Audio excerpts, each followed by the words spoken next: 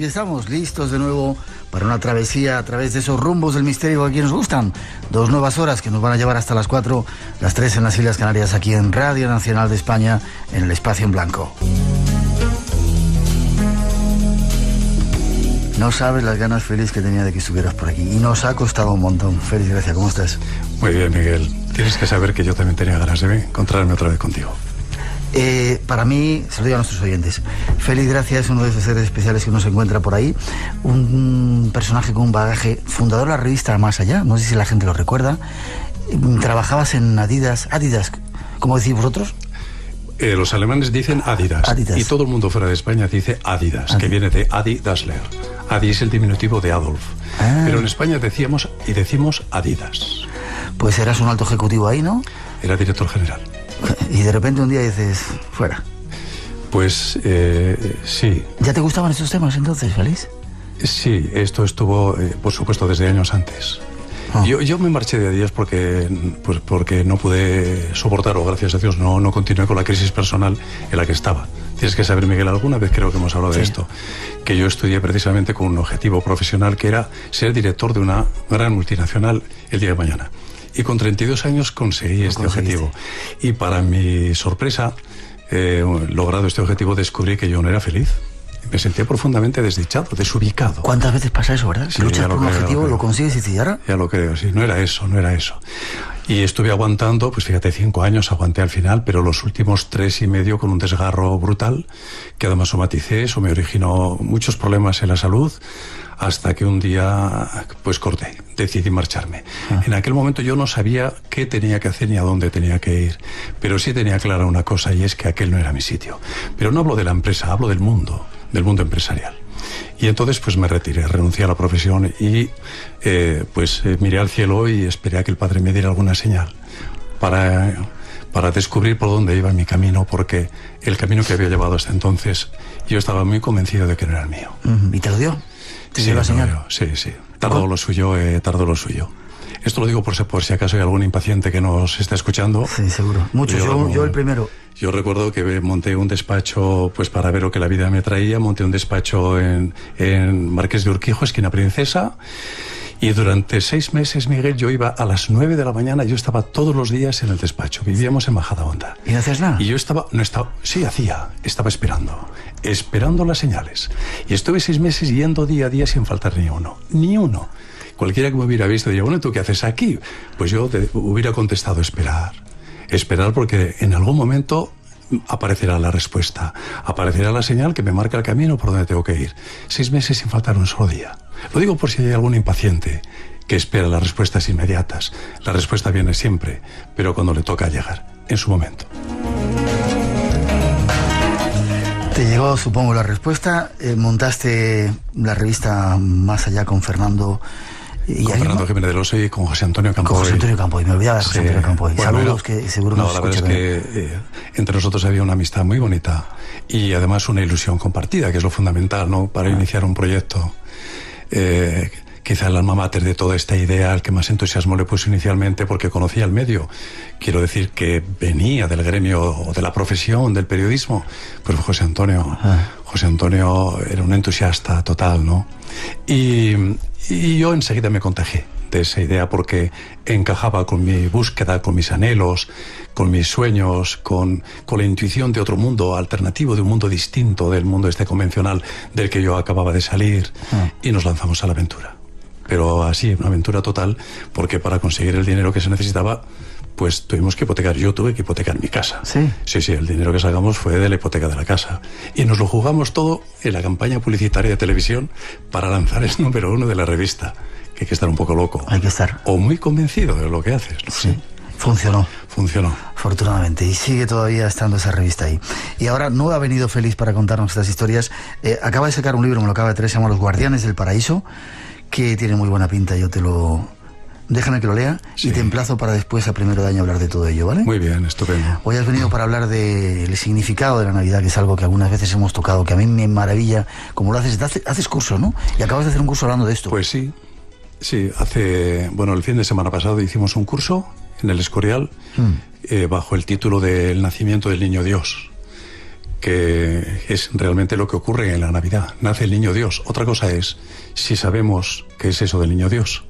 Hasta ahora tenemos todos una opinión, una idea, y es que el niño Dios es o fue Jesús. Y por lo tanto la Navidad se convierte cada año, hablo en general, se convierte en una especie de recordatorio del nacimiento de Jesús, algo así como la celebración de un cumpleaños. Pero no ese es el sentido de la Navidad, ni tampoco es eso lo que Jesús pretendía, estoy convencido de ello.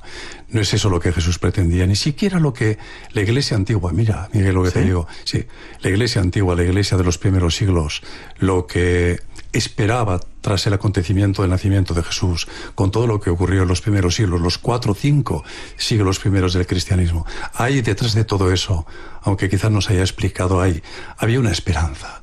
O por lo menos así lo siento yo, ¿no? Y cuando Jesús es presentado en sociedad, entre comillas la frase entera, que significa dar por válidos los evangelios que supuestamente hablan de él y muestran al personaje. El personaje y algo así como lo que podríamos llamar ahora el programa político, si se habla de un partido político o una organización que se presenta. Cuando se presenta en sociedad, el líder de un movimiento determinado, y todo esto lo entrecomillo porque esta terminología es de hoy, pero no era de entonces, se hace mucho después de que Jesús hubiera nacido, pues prácticamente casi 4 siglos. Este reconocimiento oficial de los evangelios como recopilatorios de la vida y de la potestad o de las cualidades del perfil, podríamos decir, del líder de ese movimiento, tiene lugar en el año 367 de nuestra era. Han pasado prácticamente 4 siglos. Y tampoco es una decisión que se tomara de forma precipitada, sino algo que se fue fraguando lentamente a lo largo de los 4 siglos, ¿no? Detrás de todo eso, sin duda, hay una intención, Miguel. De lo contrario, no tendría sentido permanecer en silencio como si se les hubiera olvidado la historia de Jesús. No se le olvidó a nadie. Había una intención que les mantuvo pues hasta ese momento, esperando cuando lanzamos nuestro programa, cuando presentamos a nuestro líder, qué queremos decir haciéndolo ahora y no habiéndolo hecho en otro momento.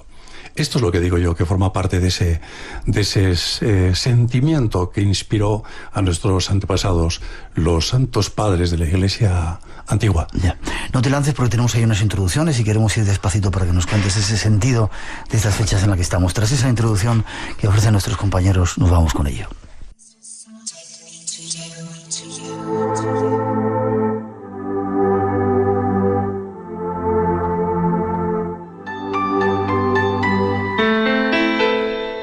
Ha llegado un año más, casi sin darnos cuenta. Las ciudades de casi todo el mundo se han llenado de luces, llamando al sol que se escapa cada día más temprano y tratando de traer un poco de calor al corazón de los seres humanos en estas noches frías del invierno. Es el tiempo de la Navidad, una época llena de significados, muchos de ellos olvidados en medio de la marea del consumo y de los ruidos de la ciudad. Pero para muchos seres conscientes es el momento, la hora de renovar el pacto con la luz, con la ilusión y la fantasía. Hablaros del sentido de la Navidad, de su significado profundo y mágico, será nuestra intención esta noche con nuestro invitado especial. Luego, si te parece, primero, Félix, hablamos de ese sentido de la Navidad y luego hablamos del nacimiento del niño, de ese niño Jesús. Es curioso cuando uno sale, yo acabo de venir de viaje, ahora te he dicho, ¿no? De Egipto, allí las cosas no hay tantas luces como aquí, y llegas a España o a estos países de nuestro mundo y te impacta ver todo el mogollón, todas las luces, toda la gente comprando. Nos están engañando, nos están tratando con esas luces y con ese brillo, con ese ruido, de hacernos olvidar el sentido que tiene estas fechas. Eso sin duda, sin duda. En el Bhagavad, Krishna advierte a Arjuna del peligro que representa la distracción y el olvido. Dice, tan nocivos como la pasión misma. La distracción y el olvido. Olvidarse de lo que uno es. Y estar distraído no significa ver la televisión. Es estar ajeno, ausente a la realidad de uno mismo y la realidad de la vida. Eso dice que es tan nocivo como la pasión misma, considerando que la pasión es la puerta que conduce al infierno, aunque todo esto sea algo que tendríamos que explicar, porque el infierno no es un lugar, es un estado del alma, en el que uno experimenta eso que se llama sufrimiento. Cuando sufres, estás en el infierno. No importa dónde estés sentado o lo que estés haciendo. Si sufres, estás en el infierno. Y hay algo que conduce irremediablemente a él. es algo complejo, pero entre ello destaca la pasión, el deseo compulsivo, desenfrenado. Ya. ¿Y tú crees que hay alguien que le interesa que estemos así despistados? El propio sistema, el samsara, lo que llaman los budistas fundamentalmente, el mundo samsara. El samsara es una realidad manifestada, convertida en un orden social que contiene multitud de pautas culturales, religiosas, financieras, económicas, de todo tipo, ¿no? Y este mundo llamado samsara está hecho de una naturaleza determinada, y esta naturaleza es que tiende a permanecer siendo eternamente. Es como un impulso que tiende a la eternidad, pero no porque lo sea, no porque permanezca inmutable, que es el concepto verdadero de la eternidad, sino porque se traduce, se expresa a modo de ciclos que se enlazan uno con otros, y por lo tanto un ciclo es sucedido por otro, y este por el siguiente, y este por el siguiente, de manera que tiende a hacerse eterno. Esto significa que los hábitos, la forma de vivir, la forma de estar, tiende a eternizarse, y para eso surge y se establecen todas las medidas, todo el comportamiento, todo lo que vivimos. Esto nos mantiene aferrados a una estructura psíquica que se llama el mundo del samsara, donde las cosas se repiten tendiendo a la eternidad, pero no a la esencia, que sería permanecer algo de forma inmutable, sino a la repetición incesante. Por eso se puede afirmar que hemos vivido ya lo que estamos viviendo ahora, con toda probabilidad lo hemos vivido antes. Concibiendo el mundo del samsara como una repetición de ciclos, entonces no hay nada nuevo bajo el sol, como decía aquel, ¿no? Todo es una repetición continua. Otra cosa es que cambien los escenarios, pero las motivaciones internas son las mismas. No hemos cambiado. Entonces, ¿a qué le interesa esto? Pues al propio sistema, al propio mundo. El mundo está establecido así y tiende a permanecer siendo así. Lo que no significa que uno esté condenado a estar siempre dentro de esa rueda. La rueda del samsara. No, existe una posibilidad. Y esta posibilidad es a la que siempre han aludido los grandes maestros, los grandes iluminados, al despertar a esta realidad, porque si no despiertas a esta realidad de los ciclos interminables, no podrás salir. O sea, para salir de esto primero tienes que darte cuenta que estás atrapado en ciclos determinados, y a partir de ahí tendrás que hacer algo, porque no toca en una tómbola esto de liberarse del samsara. Es la consecuencia, el resultado de vivir de una forma determinada, de experimentar un proceso que conlleva un cambio radical, una metanoia, un profundo cambio del que han hablado los grandes maestros, entre ellos y fundamentalmente Jesús, aunque él no la llamaba metanoia.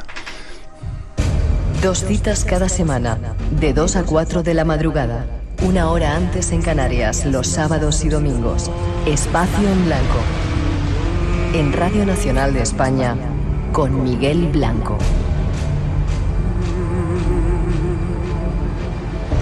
Me decías, ¿lo decimos? Estaba... Sí.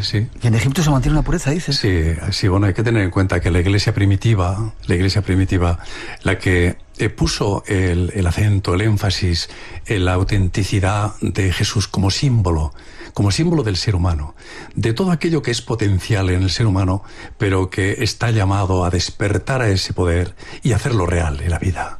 Pues bien, en ese proceso inmenso, los primeros pasos de la iglesia antigua fueron dados en Egipto. La iglesia de Alejandría fue pionera en este sentido, pero pionera absoluta. Ahí empezó, por lo menos ahí detectamos los primeros vestigios que reconocen en Jesús lo que hoy podríamos llamar o llamamos un Dios manifestado, un Dios presente, conforme a la tradición antigua que venía desde muy atrás, desde los tiempos de Ra, de los tiempos de los faraones, desde los tiempos de los dioses solares.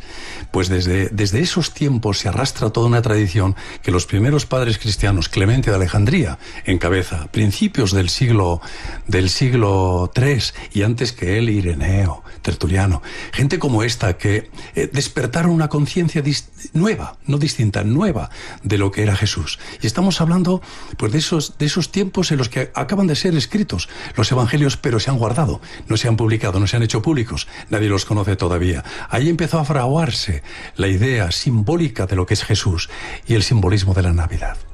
En la segunda parte hablamos de ello. Me gustaría, en principio, flotar alrededor de estas fechas. Dicen que no solamente es la Navidad, sino es el solsticio de invierno, que es la representación de la victoria de la luz sobre las tinieblas. Sí. Lo que de alguna manera siempre habían celebrado otros pueblos antiguos. ¿Cómo ves tú ese punto de vista? Sí, Yo he hablado varias veces, y fíjate, ya en este libro que tenemos aquí, del que hablabas tú antes, el comienzo, el primer párrafo de ese libro, hablo de lo que te voy a decir ahora, ¿no? Y es que el descubrimiento mayor que ha hecho la humanidad a lo largo de todos los tiempos, mira que la humanidad ha hecho descubrimientos e inventos extraordinarios, fíjate, si los miramos ahora y si lo contemplamos, la conquista espacial y tantísimas cosas. Pues bien, el descubrimiento más importante que ha hecho la humanidad a lo largo de todos los tiempos ha sido el tener la intuición, o la certeza, o el sentimiento, o todo ello a la vez, de que en el ser humano habita un poder invisible, un poder eternamente viviente y eternamente creador, que es el mismo poder que ha dado lugar al universo manifestado y lo sostiene como ente viviente. Esa intuición, esa certeza de que estamos imbuidos de ese poder espiritual invisible, ese ha sido el gran descubrimiento de la humanidad. Pues este descubrimiento de los seres humanos es lo que dio lugar a la concepción de ese niño que nace en el solsticio de invierno. Nuestros antepasados concibieron este misterio, algo tan grande que sobrecoge el alma y que uno descubre que carece de palabras y de argumentos como para explicar, como algo intangible, algo invisible, que es el origen o causa del universo, y que es aquello invisible también que lo sostiene, pueda ser lo que habita en nosotros y nos hace seres vivientes, que estamos hechos de esa misma sustancia invisible. ¿Cómo explicar esto? Es que es imposible explicar. Entonces nuestros antepasados concibieron esta maravilla del espíritu manifestándose en la materia, haciendo que la materia sea viva y evolucione. Lo concibieron como a modo del nacimiento de un niño especial, de un niño divino llamado Hijo de Dios o Niño Dios. Y era siempre un niño concebido o nacido de forma extraordinaria, de forma paranormal o anormal, porque no se alude a un niño de carne y hueso, se alude a algo espiritual, algo de naturaleza intangible, pero plenamente vivo y poderoso, ¿no? Entonces concibieron el nacimiento de un niño investido de esa naturaleza más allá de lo humano, concebido de forma extraña y nacido de forma extraña. Y ese niño se acompañó al mismo tiempo con el movimiento del sol, reconocido en la antigüedad también como el símbolo pues de la vida. Es lo que permite la vida y sostiene la vida y nos permite la evolución de las estaciones y el sostén de toda la vida manifestada. Entonces asociaron el nacimiento de este niño singular con el nacimiento del sol. Algo que ocurre todos los años coincidiendo con estas fechas, que es el solsticio. Y así nació inicialmente la creencia de que el Dios que viene, llamado Dios solar, por asociación al sol, nace en el solsticio de invierno, que coincide con la noche más larga y el día más corto, en anuncio de que nace como algo pequeñito, algo concentrado, algo chiquitín, que evoca esa idea del reino de los cielos como el grano de mostaza, algo pequeñito, lo que hablaba Jesús, algo pequeñito porque está concentrado y desde ahí está llamado a crecer, igual que el sol. A partir de ese día, el sol empieza a crecer al tiempo que las horas de oscuridad o de tinieblas comienzan a declinar. El triunfo del sol espléndido está garantizado. Y en este devenir, a lo largo de los milenios, se ha celebrado el nacimiento de ese niño Dios, coincidiendo con las fechas del solsticio. Fechas en las que estamos ahora. Y por lo tanto tenemos la oportunidad de evocar el nacimiento de ese niño Dios. Otra cosa es, como decíamos antes, si tenemos claro cuál es el niño Dios que nace, si es un niño Dios ajeno o es una alusión a algo interno que estamos llamados a vivir, y que estas fechas del año son precisamente las adecuadas, las propicias para que nosotros despierte ese sentimiento que nos vincula a esa tradición, no a la tradición del Dios solar solamente, sino a la tradición, a toda la tradición, es decir, a la creencia de nuestros antepasados de que en verdad en nosotros habita ese poder espiritual eternamente viviente y eternamente creador, que es la causa original de todo el universo y la causa original de nosotros, que somos su sustancia, que la esencia de eso y nosotros es la misma cosa, y nosotros somos su sustanciación, aquí la vida, la manifestación material. Por ahí va la idea del niño Dios.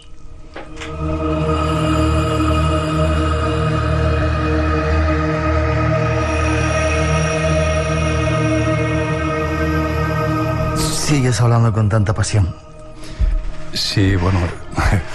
El tiempo no pasa por ti. Déjame que siga. Luego hablaremos en la segunda parte del programa más de esa idea de ese niño Dios. Hablas de el espíritu como si fuera algo exterior al ser humano, como si alguien se lo hubiera dado. ¿Extraterrestre? ¿Es una mutación genética? No, No sé qué quiere. No, es algo, es inherente a la naturaleza humana. El Génesis, cuando habla, el Génesis es una gran metáfora, como tú sabes. La Biblia está llena de metáforas, aunque tenga elementos históricos, pero son utilizados también de manera simbólica. Uno puede verse reflejado en hechos que pueden ser históricos, pero en el fondo, cuando te pones en actitud de entender que hay algo más entre líneas escrito, descubres que son metáforas del proceso de cada uno de nosotros. Que el éxodo es una experiencia que tenemos que vivir. Que Moisés soy yo cuando salgo de la tierra, de la esclavitud de la ignorancia, y despierto a la realidad de lo que uno es. Entonces he realizado mi éxodo hacia la tierra prometida. Todos son grandes metáforas, ¿no? Y el Génesis, que es una gran metáfora, pues habla de la creación del ser humano. Y dice eso, hagamos al ser humano a nuestra imagen y semejanza. Y esto no significa parecido a. Esto significa que esta es la imagen de mí. Es como si ese algo espiritual pudiera hablar, diciendo, esta es la imagen donde yo me puedo ver. Es como cuando tú o yo nos miramos en el espejo. El espejo devuelve tu imagen. Pues podríamos decir que nosotros somos la imagen de ese algo invisible, a lo que llamamos Dios. Es decir, Dios sería... Dios, exactamente. Llamamos Dios. Yo he afirmado muchas veces, tú lo sabes, Miguel, que nosotros somos dioses caídos en el olvido, como afirmaba San Pablo. Dioses sois, pero lo habéis olvidado. Jesús también lo dijo. También lo dijo. Sois Dios, pero lo habéis olvidado también. Ahí está. Esto yo lo he dicho muchas veces. Somos Dios, un estado de Dios, el estado humano de Dios. En este estado, lo que ocurre es que cuando nos convertimos en seres humanos, se nos olvida lo que somos. Mira, Miguel, yo tengo la oportunidad de vivir prácticamente a diario esta experiencia con personas a las que acompaño en un viaje interno extraordinario, donde conectan con su realidad antes de ser un ser humano. Si nuestro origen fuese el humano, entonces el origen estaría marcado por el nacimiento. Pero puesto que nuestro origen es anterior, es posible conectar con esa realidad anterior. Y yo asisto a diario a personas, ¿sí? Acompaño a personas a diario que hacen ese viaje hacia su realidad, hacia su encuentro con su realidad espiritual, desde donde deciden venir a vivir una experiencia temporal, o una experiencia humana temporal, para hacer algo, para enriquecerse de algún modo, para llevar a cabo un propósito determinado, ¿no? Esto lo estoy viendo a diario, Miguel. Esto no es imaginación. Y este encuentro con la realidad espiritual de cada uno transforma a las personas. Viven ese encuentro y el nacimiento otra vez aquí, porque les acompaño para volver a nacer, como un segundo nacimiento. Y creen escuchar las palabras de Jesús cuando dice, si no volvéis a nacer, no entraréis en el reino de los cielos. Porque el reino de los cielos no es un lugar, sino un estado del alma que se traduce en un estar en la vida y en una manera de vivir. No en qué cosas hago o dejo de hacer, sino en cómo estoy establecido en la vida. Uno puede estar establecido en la vida sufriendo en el infierno, o puede estar establecido en la vida en un gozo inexplicable. A eso le llamaba Jesús reino de los cielos. Y eso es real y es posible. Pero se tiene que cumplir una condición, y es nacer de nuevo. Y nacer de nuevo significa recuperar la conciencia de que eres un ser espiritual, de que has venido a la tierra y te has convertido en un ser humano, pero tú ya eras un ser, existías, sin cuerpo y sin nada, pero existías. Existías en una plenitud que no puedes explicar, porque nadie tiene palabras para explicarlo luego, pero existes y desde ahí decides venir, nadie te obliga, uno decide venir y viene. Cuando uno ha conectado con esa realidad espiritual, no necesita palabras para explicar. ¿Qué decimos cuando hablamos del espíritu? Ya sabes lo que eres. Espíritu eres tú, espíritu soy yo. Metido en un cuerpo para vivir una experiencia enmarcada en la eternidad, pero que es una experiencia temporal.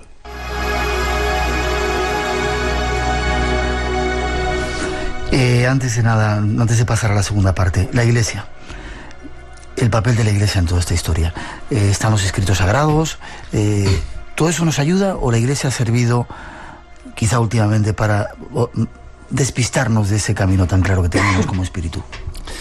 Mira, yo creo que todo cuanto existe, sea cual sea la función que interpreta, son funciones que tienen un mismo propósito, funciones que tienen como propósito último, el que el alma alcance la liberación de los ciclos terrenales. Otra cosa es el tiempo que tenga que transcurrir. Perdón.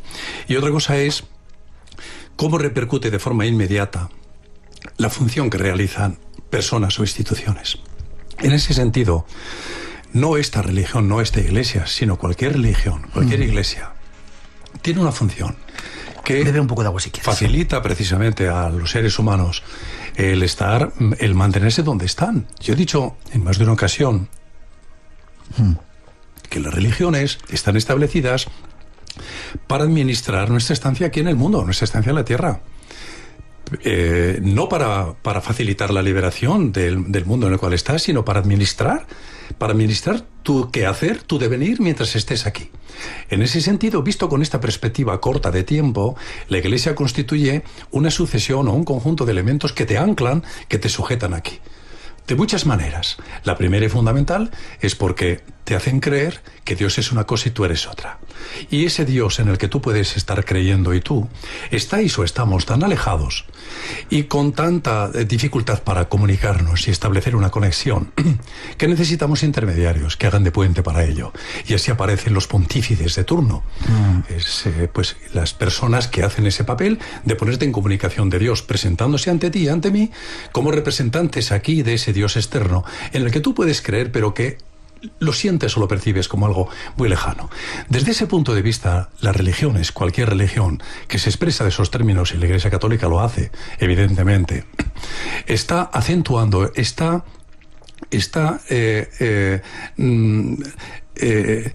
acentuando y fortaleciendo la idea de que estamos separados de Dios. Esto no nos ayuda a liberarnos de aquí. El ser humano no solo no está separado de Dios, sino que es Dios en el estado humano. Igual que el hielo no deja de ser agua por ser hielo, es agua en estado sólido. Al igual que el vapor sigue siendo agua en estado gaseoso. Pero no hay ninguna diferencia. Tanto el vapor de agua como el hielo son estados del agua en la medida en que contienen la esencia de lo que es el agua, independientemente de la forma que tengan. Pues esto es lo que nosotros somos, Miguel. Nosotros tenemos una forma determinada, como el hielo tiene una forma, pero la esencia nuestra es común e idéntica a eso que llamamos Dios. Y eso no está fuera de ti, ni alejado, ni es distinto. Es algo que eres tú mismo y yo también.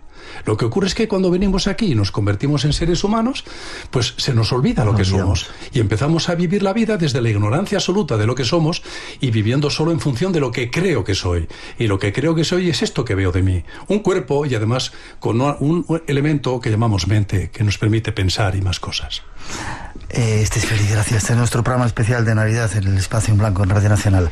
Hay más cosas que queremos contaros después de esta segunda introducción que ofrecen nuestros compañeros.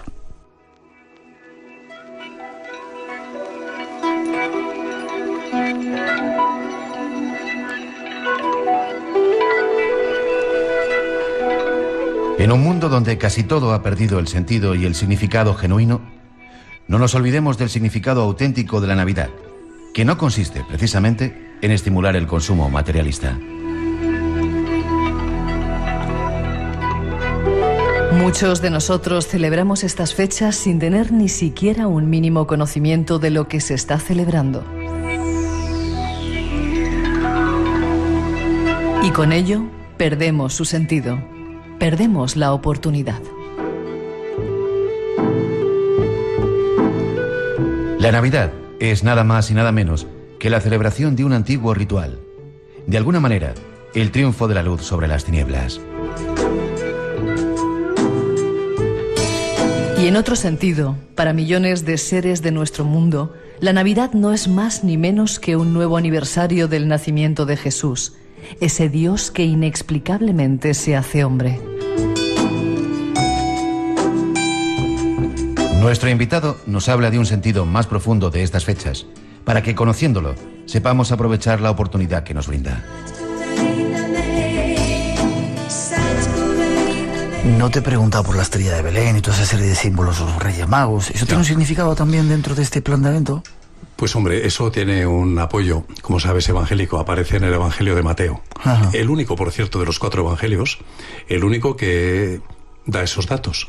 Todos los demás no hablan en absoluto de ello. De hecho, solamente 2 evangelistas, Mateo y Lucas, comentan, aluden a la infancia de Jesús desde su nacimiento. Los otros 2 evangelistas, Marcos y Juan, comienzan el relato pues cuando empieza la vida pública de Jesús, prácticamente. Y de los 2 que hablan de la infancia de Jesús, tan solo uno menciona la estrella y los magos, no reyes, habla de magos. Lo de reyes lo hemos puesto después, muy recientemente, magos. Y se entiende por magos, como tú sabes, pues aquellos que conocían la ciencia de aquellos tiempos, la astronomía, la astrología, la matemática, y se supone que ellos estaban al tanto de lo que podía ocurrir y supieron interpretar lo que hoy entendemos como una conjunción múltiple de planetas que tuvo lugar en el entorno del año 7. En el entorno del año 7. Del año 7 antes de nuestra era.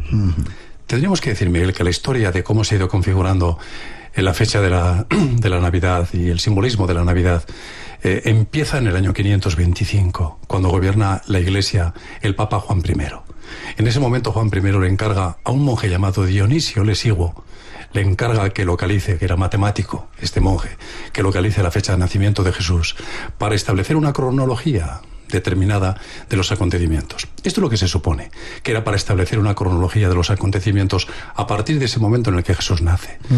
Yo siento que es otra cosa. Yo creo que ahí, no sé si era consciente o no el Papa Juan I cuando le encargó esto al monje Dionisio Lesiguo, pero si no lo era, estuvo movido por una intuición muy sabia que le condujo a determinar una fecha en la que marca una ruptura con la historia de la humanidad, un antes y un después.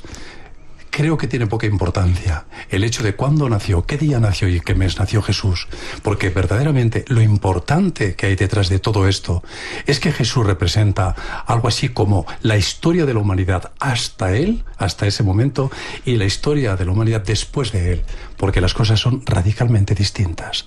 Para mí el verdadero sentido de lo que Jesús representa, no solamente la Navidad y el nacimiento del Niño Dios, sino lo que representa él, su presencia en la vida y el mensaje que él deja a la humanidad, tiene que ver con esto.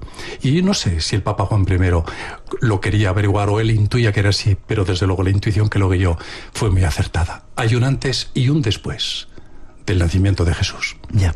Ese Jesús es un personaje histórico, ¿aceptas que sea así y que vino y se encarnó Dios a través de él, que es la Iglesia, la idea que nos da la Iglesia? Yo acepto, por supuesto, que Jesús nació, que es un personaje histórico y que encarnaba a Dios, por supuesto que lo acepto. Pero también lo encarnas tú, Miguel. Y todos los oyentes de tu programa encarnan a Dios, y yo también lo encarno, y esto no es petulancia, esto es reconocer con asombro, reconocer lo que somos realmente. Ninguno de nosotros es diferente a Jesús en ese sentido.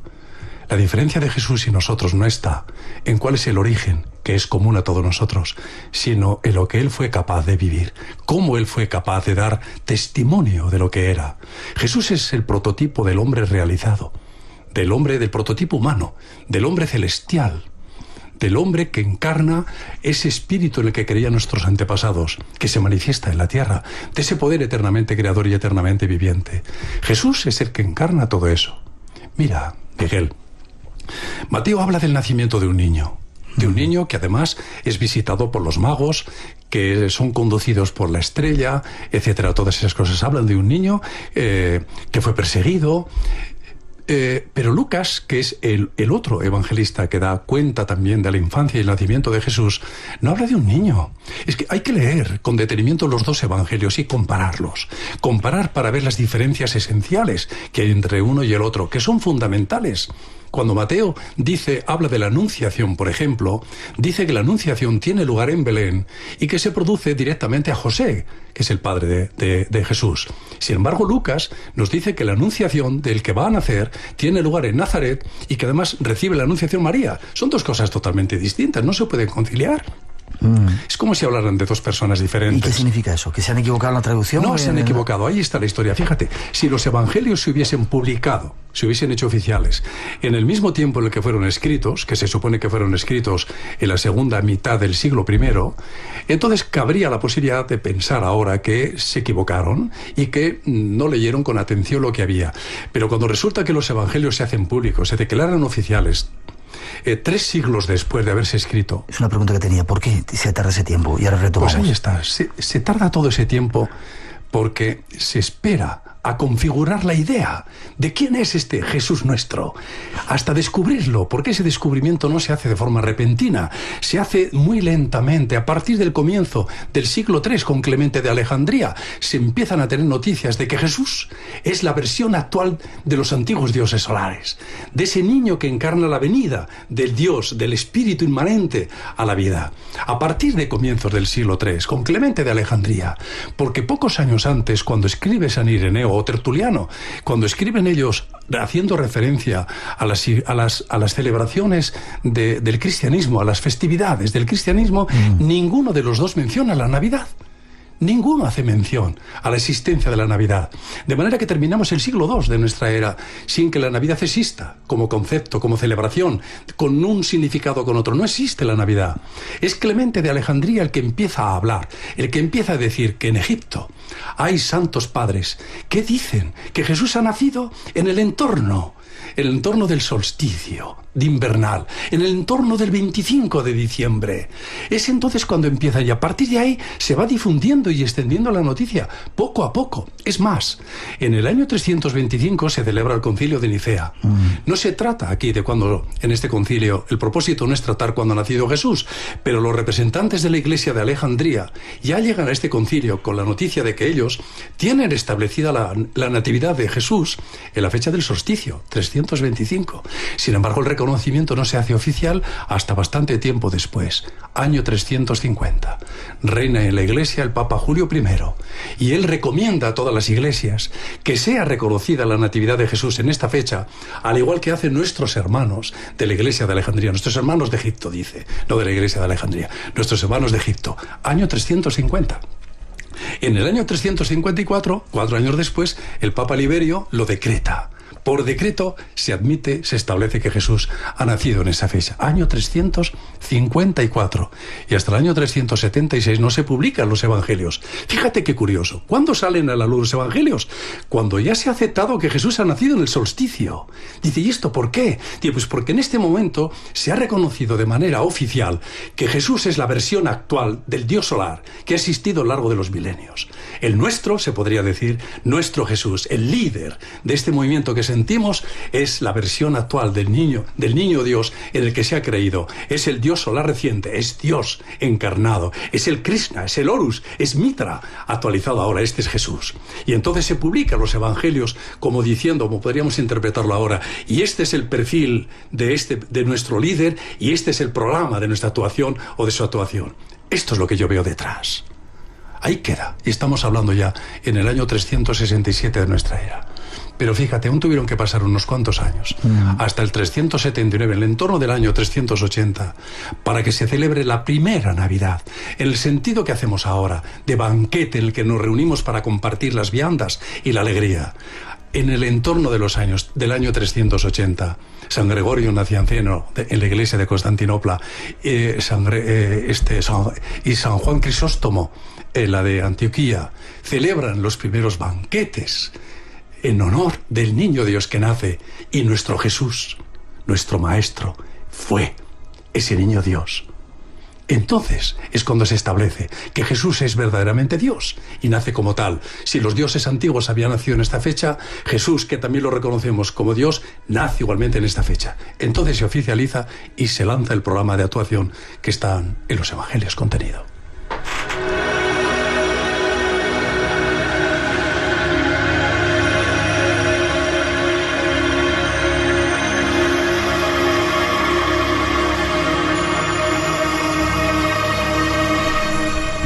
Estaba viendo el tiempo feliz y pasa volando. ¿Cómo nos preparamos en la Navidad? Cada Navidad es una oportunidad para poder recibir ese niño. Ahí está, esta es la cuestión. ¿Cómo Fíjate, nos preparamos? Yo te decía hace un par de minutos que la historia empieza, para mí, el simbolismo auténtico empieza cuando en el año 525 el Papa Juan I encomienda a Dionisio el Exiguo la localización de la fecha de nacimiento de Jesús. Yo sinceramente, Miguel, no creo que lo hiciera aunque en lo aparente, lo formal, fuese esta la justificación para datar los acontecimientos a partir de esa fecha. No, yo creo que hay algo más profundo detrás, y es señalar que Jesús marca un punto de inflexión en la historia de la humanidad, que hay una historia de los hombres hasta Él y otra historia diferente después de Él. Esto es lo que yo creo, porque mira, Jesús nace en un contexto determinado, como todos, nace en una época y en una cultura determinada, nace lo que los alemanes llaman un Zeitgeist, que viene a ser algo así como el espíritu del tiempo, el ambiente que reina en un tiempo y en un espacio, en una región determinada. ¿Qué ambiente se respira? ¿Cómo se palpita ahí? ¿Qué tiene que ver con la religión, con las creencias, las expectativas, con todo eso? Pues Jesús nace en ese contexto profundamente religioso, influenciado por la tradición milenaria de los dioses solares. Nace cuando el culto a Mitra todavía está vivo. Nace cuando el culto a los faraones, que son versiones del dios solar, del Horus, son versiones suyas, está vivo todavía. Nace en ese contexto, en esa profunda religiosidad. Pero hay que destacar una cosa, y es que la manifestación de Dios que se hace en esa historia anterior a Jesús se hace de manera singular. Es Mitra, el dios solar, es Krishna, el dios, es Horus, el dios, es Osiris, es Ra, o es el faraón de turno investido de esa misma autoridad. Quiero decir que es una individualidad el que está investido de esa naturaleza divina, y el resto pueden conseguir elevarse practicando la devoción a esta singularidad única. Es algo así como decir: Dios está en mí, Dios soy yo, y tú puedes conseguir mis bendiciones si me adoras. Esta es la tradición que yo creo que se extingue cuando nace Jesús. Hasta el momento que nace Jesús, esa es la tradición que existe. Hay un avatar que es la representación de Dios en la tierra, y cuando nace Jesús, entonces el Dios se convierte en algo colectivo. Jesús viene a decir que Dios no es Él, sino que Dios está en cada uno de vosotros. El reino de los cielos está dentro de vosotros, proclamaba Él. Y todo su discurso, toda su intención, todo su esfuerzo fue mostrar la conexión directa con esa realidad espiritual. Por eso Él empezó a hablar de un Dios distinto al Dios de sus antepasados, el judaísmo. El Dios del judaísmo es un Dios justiciero, severo, que aplica la justicia por encima de todos, el que retribuye en función de los méritos. Y viene Jesús para anunciar que el Dios en el cual cree Él es otro. Es un Dios compasivo, es el Dios que ama a todos y que hace que salga el sol para justos y pecadores, que el reino de los cielos es para todos, y que no porque hayas hecho más méritos tú tienes asegurado aquello, o lo has perdido si has sido prostituta. Dios ama a todos. Y esta versión del Dios de Jesús, al que llama Padre, para que sintamos la cercanía, la relación. Si es Padre de mí, puede entenderme y puede sentir que me ama y yo sentir el amor por Él. Esta idea que trae Jesús, esta es la gran novedad. Dios es una realidad interna y amorosa, y esta es la que nos muestra. Y esto representa una ruptura en la historia, representa un punto de inflexión. En la historia anterior a Jesús, Dios era una singularidad manifestado por el avatar de turno, el avatar de la época o de la era, y a partir de él no hay un avatar único, todos los seres humanos lo somos. Dios es una realidad dentro de cada uno de nosotros. Dios somos cada uno de nosotros caídos en el olvido. Y esta es su propuesta. Entonces, ¿qué significa la Navidad? Para mí, la Navidad significa recuperar esta conciencia, entender este mensaje, entender que esto va dirigido a mí, a ti, a cada uno, que esta es la oportunidad, porque, digamos, el cosmos, la vida palpita de forma que hoy yo me hago más sensible a entender lo que me está diciendo. Y por esta vez, quizá este año, la Navidad yo la pueda vivir de una forma distinta. Quizá este año no celebre el cumpleaños de Jesús y celebre la aceptación de que yo soy. Por fin, yo soy el avatar. Y tú, Miguel, el avatar. Y cada uno de nosotros, porque cada uno de nosotros representa la manifestación de Dios en la tierra. Esta es la oportunidad y este es el verdadero significado de la Navidad. Cada Navidad es la oportunidad, pero cada instante de la vida es el solsticio. Cada momento de nuestra vida es Navidad, Miguel. Cuando uno es consciente de este mensaje de Jesús, no importa, ahora digamos que todo respira un espíritu compasivo. La vida se ha vuelto compasiva en estos días, pero fuera de estos días, la vida sigue siéndolo. Aunque no lo percibamos, cada día, cada momento, cada instante es nuestra Navidad, si así uno lo quiere. Y esta es la gran oportunidad que tenemos. Si esto lo hiciéramos, yo hablo por mí, si esto yo fuese capaz de hacerlo, entonces Jesús vería el fruto de su mensaje. Quizá, al menos desde mi punto de vista, tal vez Él está esperando ver que el grano de trigo cuando muere, como ocurrió a él. Ejemplo que tantas veces utilizó, porque era el ejemplo que simbolizaba su personal actitud. El grano que muere da fruto, 100 por 1. Pues esta es la oportunidad. Si yo nazco como niño Dios, aceptando que soy ya la versión humana de Dios, hecho en todo real, mi nacimiento como tal. Si no lo hago ahora, lo podré hacer en enero, o en abril, o en julio, porque todos los días son Navidad, Miguel.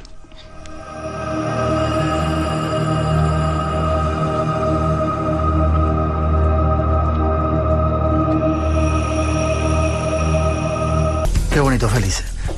Lástima que el tiempo se nos va.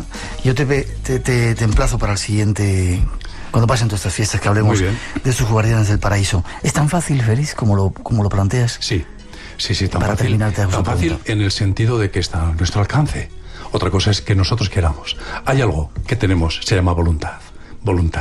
Y frente a eso no hay nada que pueda más. Pero hay que saber que estamos inmersos en una realidad que es el mundo del samsara, que son ciclos incesantes, que tienen por naturaleza y por destino seguir siendo ciclos. Y por lo tanto uno tiene que partir de ese reconocimiento de que estoy ahí metido en esta rueda, como una noria que tiende a seguir siendo noria. Algo tengo que hacer para salir.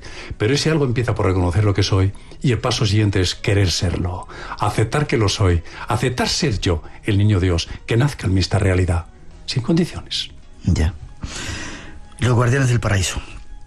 ¿Dónde se te puede localizar? ¿Tienes alguna página web? Tenemos una página web que lleva mi nombre. Es las 3 W, felixgraciatodojunto.com. Y ahí se me localiza y se conoce lo que estoy haciendo. Ha sido un placer volver a reencontrarte. Ah, sí. Vale, pues ya está. 3, vamos, 3 o 5. ¿Cuánto Los que tú quieras. 5. Los que tú quieras. Un buen regalo de 7 es un número bonito. 7. Es un número bonito. 7 libros, Los Guardianes del Paraíso tenemos, que Félix Gracia. Así que veremos la semana que viene cómo podemos hacer genial para que les lleguen para... La editorial manda directamente a la persona, sí. Vale, pues nos ponemos en contacto y te mandamos... ¿Mandas las direcciones? Hecho. Y se les hacemos llegar libre de gastos. Hecho, y te quiero tener para que hablemos de estos Guardianes del Paraíso. Lo haré encantado. No sé cuánto tiempo hacía que no nos veíamos. El tiempo no pasa cuando... Yo tengo la sensación de que nos hemos visto esta ayer, mañana ya. Esta mañana, ¿verdad? Sí. Eso me pasa a mí también. Gracias, Félix. Un placer. Feliz Navidad, que realmente ojalá podamos darnos cuenta de lo sencillo que llega a ser y que queramos recibir ese niño Dios que están haciendo. Que así sea. Te veo pronto. Muchas gracias. A ti. Espacio en Blanco. Todos los viernes y sábados de 2 a 4 de la madrugada. Dirigido por Miguel Blanco. Entra en el mundo del misterio.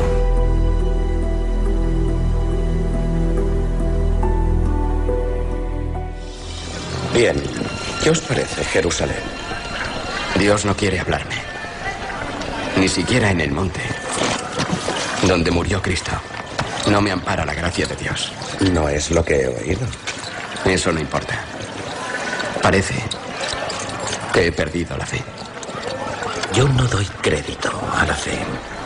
En nombre de ella he visto a miles de fanáticos de todas las confesiones cometer atrocidades. La santidad está en los buenos actos, en el valor de proteger a aquellos que no pueden defenderse. Y la bondad,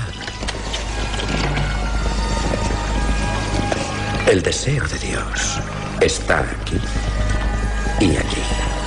Es lo que decidáis hacer cada día, lo que os hará un buen hombre. ¿O no? Venid.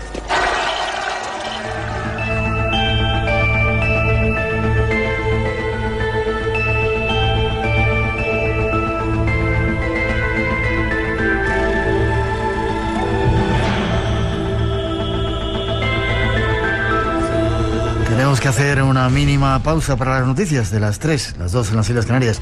Y ahí nombramos a Jerusalén, una ciudad que seguramente en breve va a ser protagonista de uno de los espacios en blanco especiales. Atentos al nuevo año, que va a haber salidas, programas especiales, y ese será uno de ellos. Si queréis participar en ese concurso que anunciaba Félix Gracia, mandar un email. Podéis hacerlo ahora. Nuestra dirección es espacioenblanco@rtve.es. Repetimos, espacioenblanco@rtve.es. Y optáis a participar en ese libro, el último libro de Félix Gracia. Tenemos 7 para sortear. puede ser un buen regalo de Reyes. Una pausa para la información y regresamos enseguida. Feliz Navidad a todos. Estamos en esta noche, después de Nochebuena. En la segunda hora nos vamos a la historia. Los Tartesos, el pueblo de oro, nos espera, y algunas luces misteriosas de Canarias, que será otro de los puntos donde el Espacio en Blanco volverá a hacer historia. No os vayáis, que enseguida regresamos. Esto es Radio Nacional de España. Y seguimos en esta noche especial de Navidad, un tiempo en el que dicen que es mágico y donde se reviven todas las tradiciones. Ojalá fuera cierto. La segunda hora del Espacio en Blanco, con un montón de temas fuera de esos temas habituales de la Navidad y de este tiempo, está a punto de comenzar. Un placer que estéis ahí conectados. Buen servicio a todos. Si os ha tocado trabajar en hospitales, en la seguridad, en el transporte, en todos esos lugares. Nosotros también estamos aquí trabajando y es un placer compartir este Espacio en Blanco, estas 2 horas en esta cita aquí en Radio Nacional. Así estamos todos juntitos y calentitos y pasamos esta noche. Y vamos con nuestro siguiente tema, el primer tema de este segundo tiempo, de esta segunda hora. Como os decimos, no queremos tratar los temas tópicos de siempre de la Navidad y vamos a hablaros de los Tartesos, algo que comienza tras esa introducción que ahora os ofrecemos. Bueno, vamos a la historia. Nuestro guía esta noche, Jaime Álvarez Guerra, que es catedrático de Historia Antigua y director del Instituto de Historiografía Julio Caro Baroja, entre otras muchas cosas. Jaime, buenas noches. Buenas noches. ¿Cómo estás? Pues estupendamente, deseando hablar un ratito contigo. Y yo contigo, no sabes tú, es uno de mis temas favoritos, los Tartesos, ¿sabes? Sí. No sé por qué, quizá porque es una civilización muy poco conocida. Aquí en España se conocen, cuando estudiábamos historia, ¿no? Bueno, pues los íberos, los celtas y poco más. Y se decía que allí en el sur había unos cuantos locos que llamaban Tartesos, que era un continente o una civilización perdida, y poco más. Y yo quiero esta noche aprender contigo de los Tartesos, ¿te parece? Bueno, no sé si es mucho lo que se puede aprender en una noche, pero ojalá sea útil, desde luego. Sí, llevas razón en el hecho de que Tartesos es el gran desconocido de nuestra historia, ¿no? Sobre todo en un momento en el que la historia novelada o la historia divulgativa, las revistas que se venden mensualmente, el interés que se suscita en todos los ámbitos, hace que estemos ya familiarizados con muchísimos temas de nuestra historia. Y sin embargo, a mí me sigue sorprendiendo que el capítulo 1, el capítulo 0 es Atapuerca. Y mira que lo tenemos bien conocido, porque ahí sí que ha habido un empeño mediático para que todo el mundo haya oído hablar de Atapuerca, y me parece estupendamente. Pero el capítulo 1, que es la primera formación histórica importante que se codeó con griegos, con fenicios, con etruscos, en el mismo horizonte cultural del Mediterráneo, y es que nuestros conciudadanos no saben nada de este tema. Es una tragedia. Esto no ocurriría en ningún país del mundo. Bueno, ya sabes que España es diferente. Sí. O sea que para ti es el capítulo 1, los... Sí, en la historia con documentación escrita, sin lugar a dudas. Los Tartesos. Es decir, un nombre que tiene resonancias para todos, ¿no? Es decir, Tartesos, y suena bien, pero nadie sabe qué es lo que encierra ese vocablo, ¿no? Vamos a ver si aprendemos un poco, ¿te parece? De ellos. Bien. ¿Dónde estaban situados? Vamos a situarlos físicamente. Sí, geográficamente hay un problema de identificación. Vamos a ver, la gran tragedia es que no hay una capital, no hay una ciudad. Tartesos conocida arqueológicamente, por consiguiente no se puede visitar y por tanto no sabemos dónde está. Pero el territorio nuclear de Tartesos, de esta civilización, correspondería con las actuales provincias de Huelva, Sevilla, Cádiz, aproximadamente, con expansiones hacia Badajoz, hacia Córdoba, tal vez también hacia el Algarve o hacia el este, quiero decir, por la cuenca del río Tartesos, que es después el Betis, nuestro Guadalquivir. Era mucha gente los que habitaban en esa zona. La población. Digamos, es muy difícil hacer cálculos demográficos cuando nuestra mayor parte de la información procede de la documentación arqueológica. Pero lo que resulta sorprendente es que prácticamente todas las localidades que han tenido una cierta importancia en época imperial romana, que es cuando ya son ciudades propiamente dichas, prácticamente todas tienen niveles correspondientes al mundo tartésico. Es decir, ese horizonte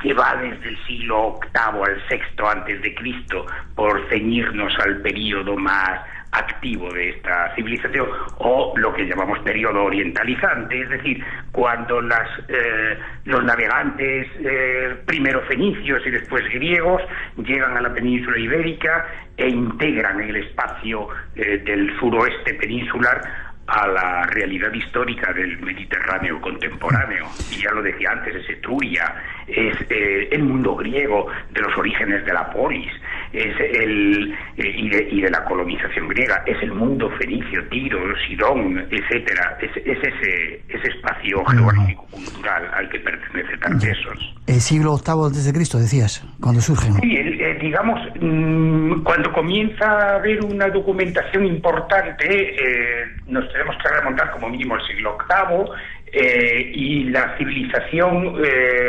desaparece, se transforma y deja de ser lo que había sido hasta ese momento a mediados del siglo VI. ¿De dónde procedían? ¿Eran de aquí o vinieron de algún lugar? Esa es una pregunta sumamente interesante que además me agrada especialmente por una cuestión. Siempre decimos de dónde vienen unos y a dónde van los otros, etcétera. Todo esto deriva de una forma de ver los orígenes de los pueblos y de la formación histórica de las naciones que en este momento ha cambiado radicalmente. Decimos, los iberos, así cuando lo hemos aprendido nosotros en nuestros años escolares, los celtas vienen de Europa, los iberos vienen de África, y así se juntan en la península ibérica y salimos los celtíberos, por decirlo de alguna manera. Bueno, pues la dama de Elche solo está en Elche, no está en ningún sitio de África. Si el elemento que define más claramente la cultura ibérica es la cerámica ibérica, los poblados ibéricos, las necrópolis ibéricas, las producciones artísticas de los iberos, eso solo se da en Iberia. Es decir, los iberos ni vienen de ningún lado ni van a ningún sitio.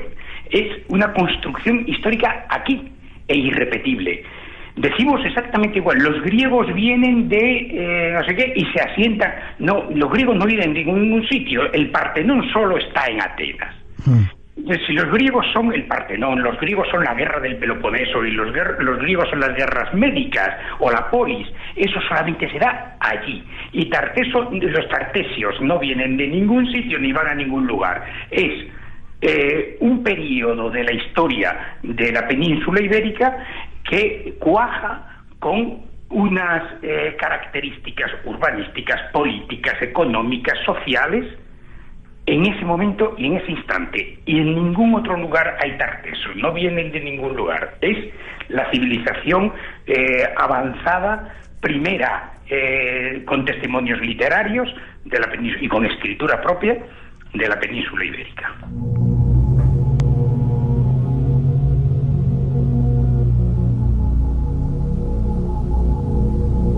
Ya hemos sentado las primeras bases, seguimos aprendiendo. Se nota que eres profesor. ¿Sigues dando clase, Jaime? Bueno, le pongo énfasis y me guarda lo que me gusta, claro. Bien. Ahora me gustaría que me dijeras algunos restos que hayan quedado, que queden como clave de esa civilización tartésica. Vamos a ver, aquí de nuevo encontramos otro problema, porque la expresión cultural, en la cultura material, los restos, los residuos tangibles, corresponden al mismo momento en el que los fenicios están en la península ibérica. Y entonces ahí ha habido una confusión a lo largo del tiempo entre lo que son productos fenicios importados o elaborados en la península ibérica. No se olvide que los fenicios llevaban 200 años viviendo en el suroeste, en el entorno de Cádiz y un montón de sitios, cuando llegan los primeros griegos, 200 años. Están produciendo la cultura fenicia en Occidente, y esa cultura material, sus bronces, sus quemaperfumes, sus lámparas, sus cerámicas, como son más ricas que la cerámica, digamos, doméstica, hecha a mano de las poblaciones autóctonas, esencialmente de los tartesios, pues resulta que no se ha atendido a la producción de cultura material tartésica. Entonces confundimos muchas veces lo que es el mundo fenicio occidental con el mundo tartésico. Pero si los oyentes tuvieran que ir a algún sitio, ¿no? Yo les recomendaría que fueran a hacer una visita en turismo arqueológico deliciosa, estupenda, y además en este momento de buen calor se puede percibir cómo debía ser la vida en la antigüedad, en el Palacio de Cancho Roano, que está en Zalamea de la Serena, provincia de Badajoz. Espera, que lo apuntamos, Palacio de Cancho Roano. Cancho Roano. Sí. Cancho Roano. En Zalamea de la Serena. Es un ámbito tartésico de la periferia, no es nuclear, está fuera de los límites habituales, pero nos da una idea muy aproximada de lo que era una residencia regia, una residencia de un personaje notable en el mundo tartésico. Y si desde allí se continúa el viaje y se va a Huelva, en el Museo Arqueológico de Huelva se encuentran las joyas, los materiales que fueron enterrados en una tumba de un príncipe que tiene hasta un carro de parada militar. Y esto es espectacular, es decir, esa es la invitación que puedo hacer yo a la ciudadanía. Y si después se van a Sevilla, en el Museo Arqueológico, ven el tesoro del Museo del tesoro del Carambolo. Eso es fenicio, pero es un mundo fenicio que está conviviendo con el mundo tartésico. ¿Ves? Entonces, te iba a decir que estuvimos en Sevilla y estuvimos viendo el tesoro de Carambolo y lo presentaban como un tesoro tarteso. No exactamente según tú dices, ¿no?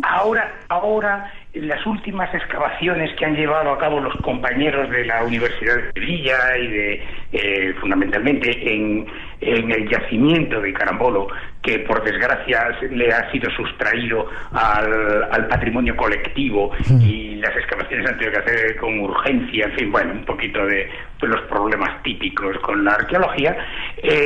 Tenemos la convicción en este momento de que se trata de un santuario fenicio, en un entorno propiamente tartésico, de tal manera que hay una interacción tremenda entre el mundo fenicio colonial y la población autóctona tartésica.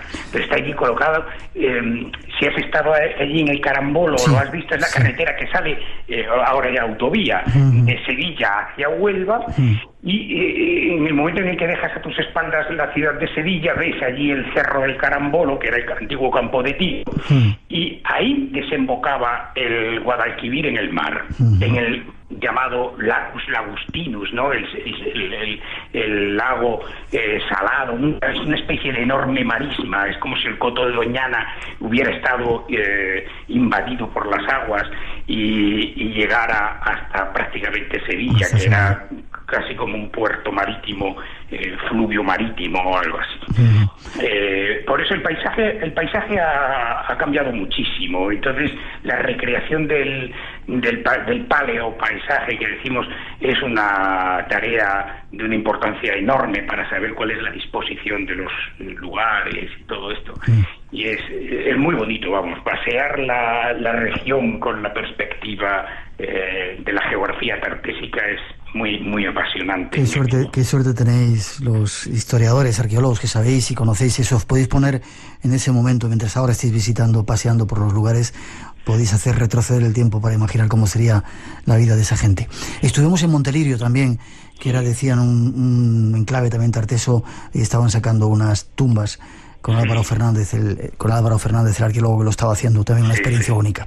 Te pregunto, ¿por qué desaparecieron los tartesos? Bueno, tampoco tenemos una información inequívoca.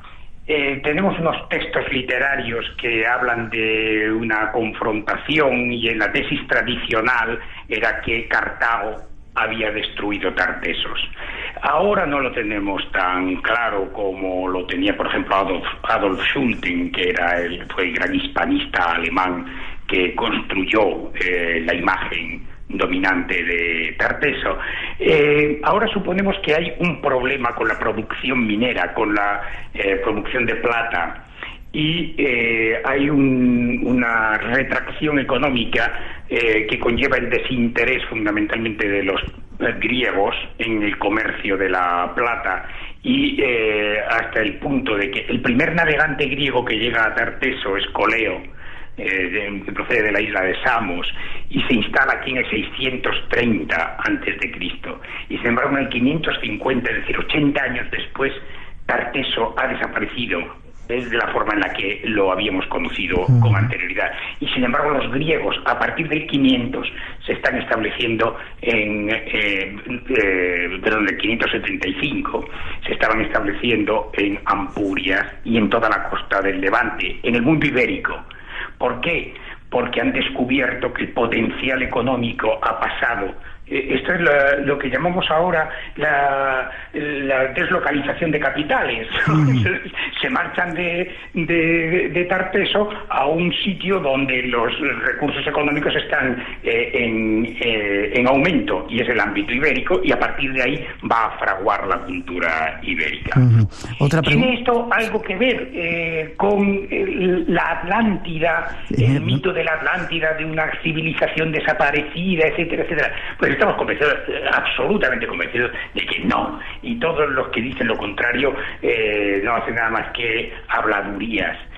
Platón construye el mito de la Atlántida para hacer un modelo utópico, refiriéndose a un estadio idílico al que Atenas debería de aspirar. Eso no tiene nada que ver con Tarteso. Me has leído el pensamiento, porque la siguiente pregunta era... Claro, porque me has preguntado antes que como desaparece, claro, y es inevitable, ¿no?, la desmitificación. Es que a mí me apasiona todo esto, porque cualquier persona que tenga una mínima sensibilidad histórica dice, uy, a mí Egipto me encanta. ¿Y por qué te gusta Egipto? No lo sé, no sabemos por qué nos fascina el mundo egipcio. Pero en cuanto desvelas algo en otra civilización, la gente puede empezar a sentir una atracción similar.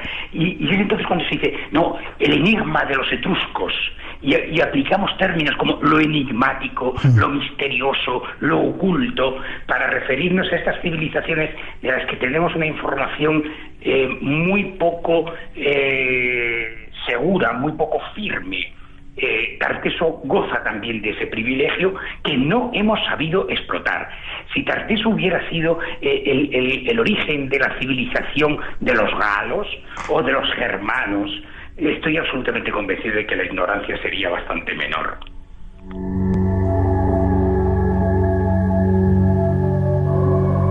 Estamos en el primer capítulo de nuestra historia, imperdonable que no lo hayamos aprendido antes, con Jaime Álvarez esta noche, Ezquerra, aprendiendo de ese pueblo de los tartesos.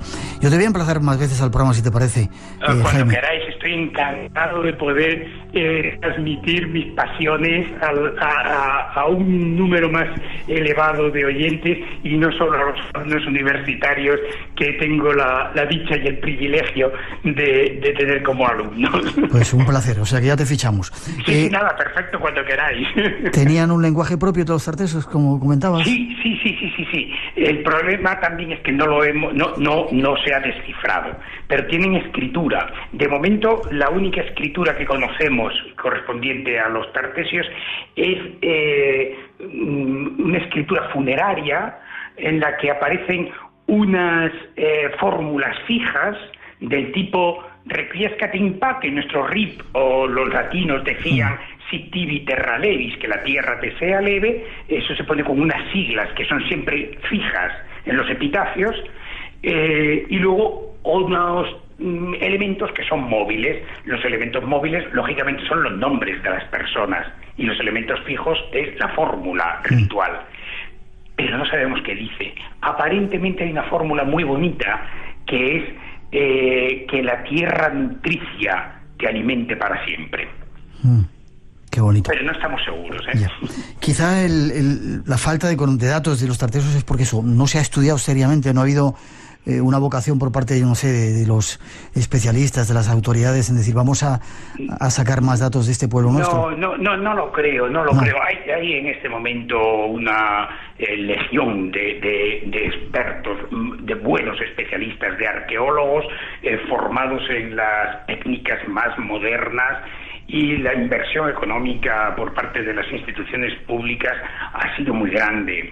entre otras cosas porque la arqueología es una disciplina que se presta mucho al ejercicio nacionalista, de tal manera que el régimen autonómico ha invertido mucho en encontrar en el pasado unas señas de identidad que le confieran el prestigio de la historia al ordenamiento político actual. Y las autonomías se han preocupado por buscar los referentes pre-romanos, porque se supone que Roma homogeneiza mucho y entonces nos hace parecer a todos los habitantes de la península ibérica iguales, y entonces para que justifiquemos nuestras diferencias regionales actuales vamos a buscarlas en un pasado remotísimo, lo cual es simplemente una estupidez. Pero bueno, en estos juegos ideológicos lo importante es que la ciudadanía tenga las herramientas para desvelarlos y que no se dejen engatusar. Vale. Luego te voy a preguntar algunas otras ciudades, pero la religión, ¿qué tipo de religión tenían? ¿A quién adoraban? ¿Quién eran sus dioses? Tenemos en este momento la impresión de que es una religión en transformación. En los comienzos da la impresión de que hay unos elementos naturalistas fundamentalmente vinculados a las aguas y a los agentes naturales, probablemente el rayo, la lluvia, etcétera.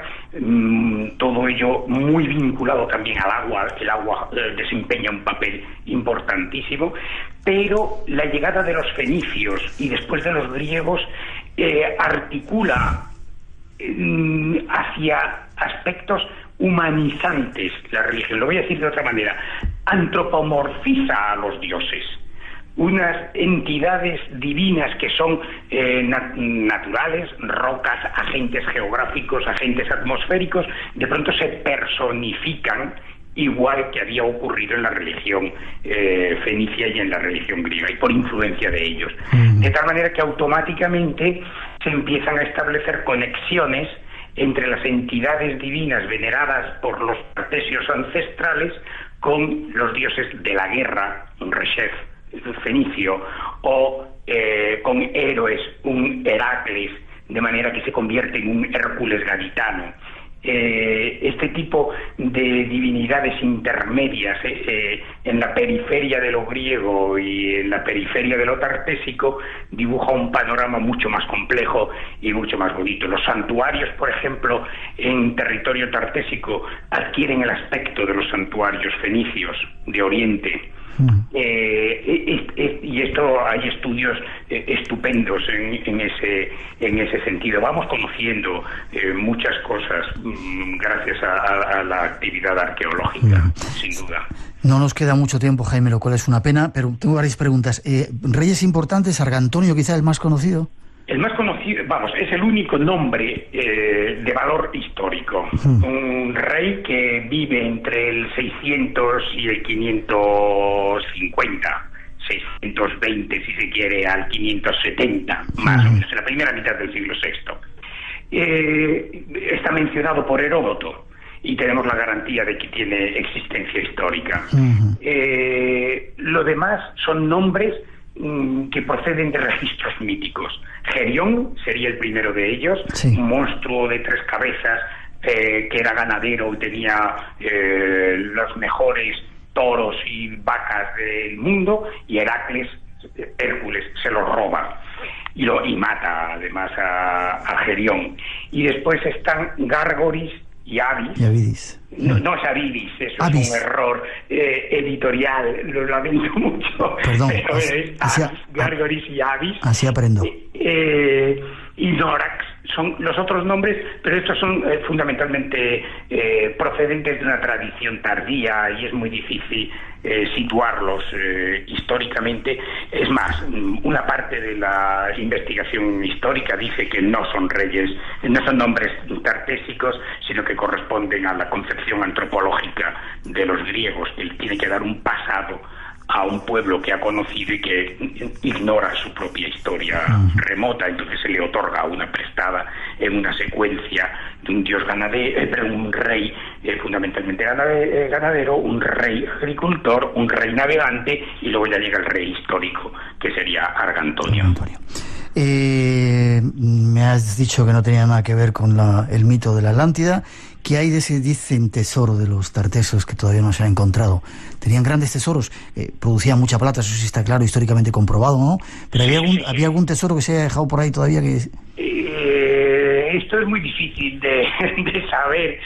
Sin duda alguna tenemos un tesoro oculto, sin lugar a dudas. El tesoro oculto es la ciudad o las ciudades donde vivieron los monarcas.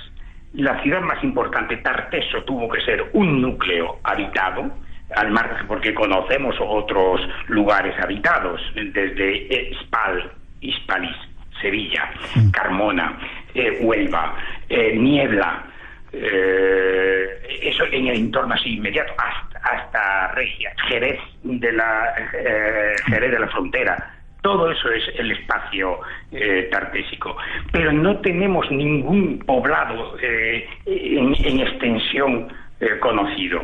Conocemos algún poblado, como por ejemplo Tejada la Vieja en Huelva o Acinipo en la serranía de Ronda, pero son aldeas muy específicas, una de explotación minera, Tejada la Vieja, otra de explotación agrícola en la de Ronda, Acinipo, pero la capitalidad, unas murallas, no lo conocemos.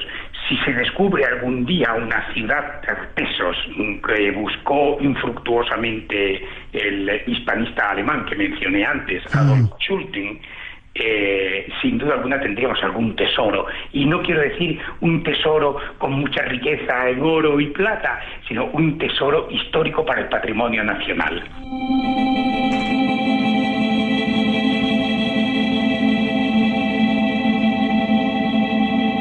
Desgraciadamente, Jaime, el tiempo se nos va.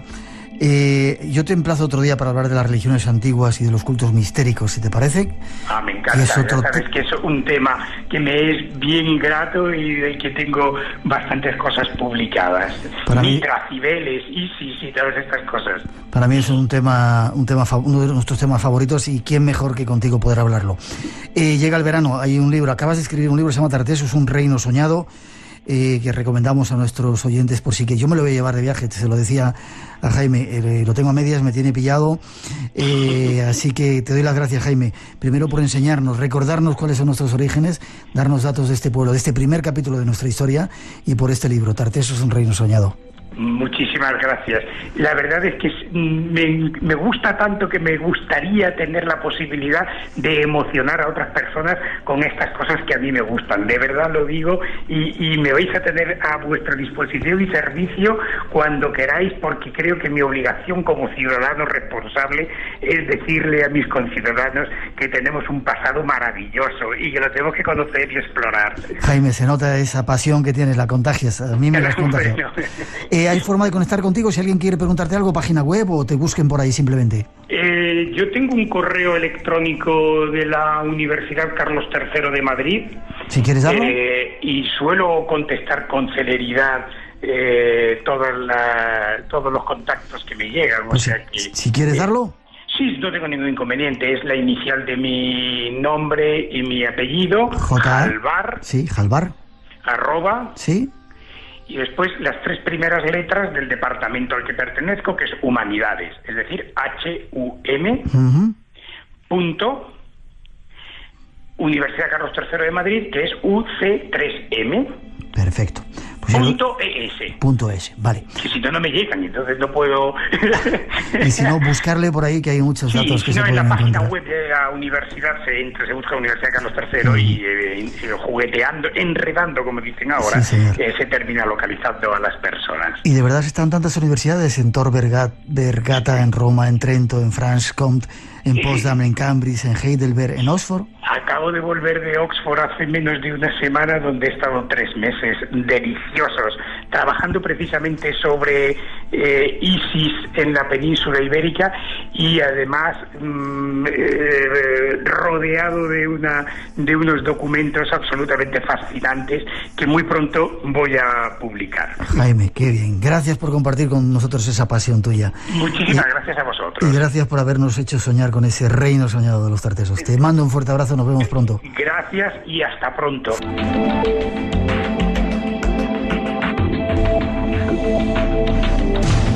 Espacio en Blanco. Madrugada del viernes al sábado y del sábado al domingo, de 2 a 4, en Radio Nacional de España.